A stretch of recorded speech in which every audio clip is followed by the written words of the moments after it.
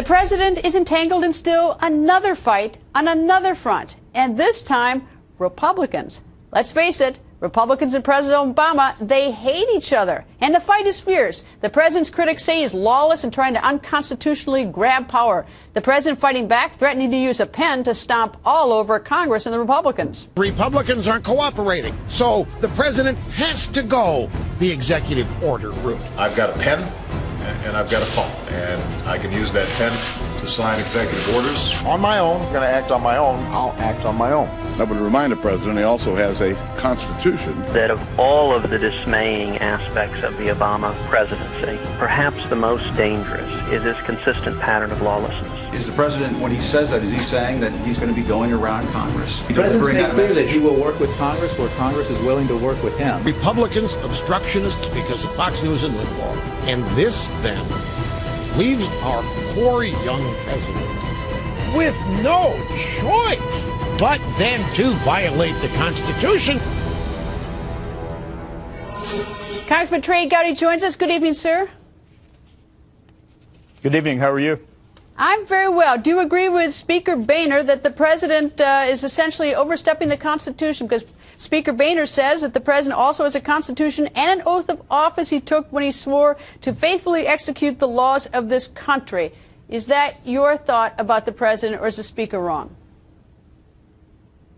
Well, there are several instances that buttress Speaker Boehner's position, including the Supreme Court. He's going to lose on the HHS mandate. He's going to lose on recess appointments.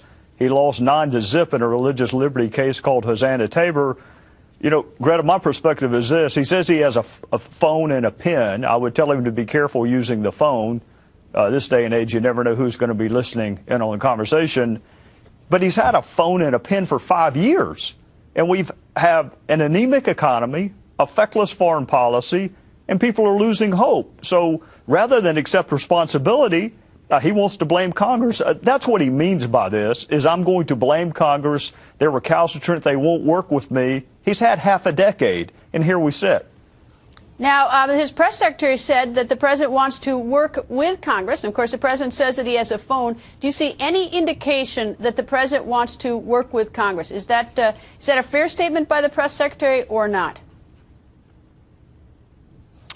No, ma'am, it is not. Jay Carney can't cite a single solitary example where this administration has wanted to work in good faith with House Republicans. Now, from 2008, 2010, they didn't have to deal with us. They had all the gears of government, and they gave us Obamacare.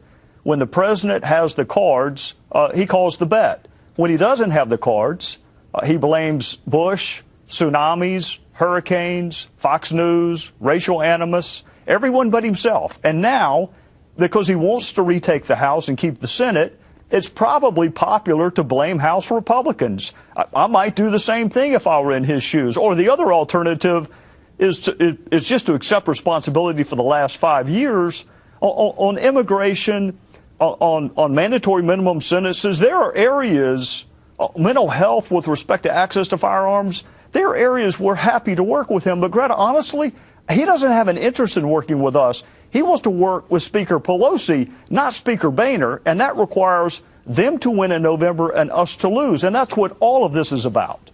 Is there any overt gesture from the White House, from the president, to the House of Representatives, to the Republicans, even sort of like, let's talk, or he uses that phone? Is there any overt gesture at all in the last 6 months?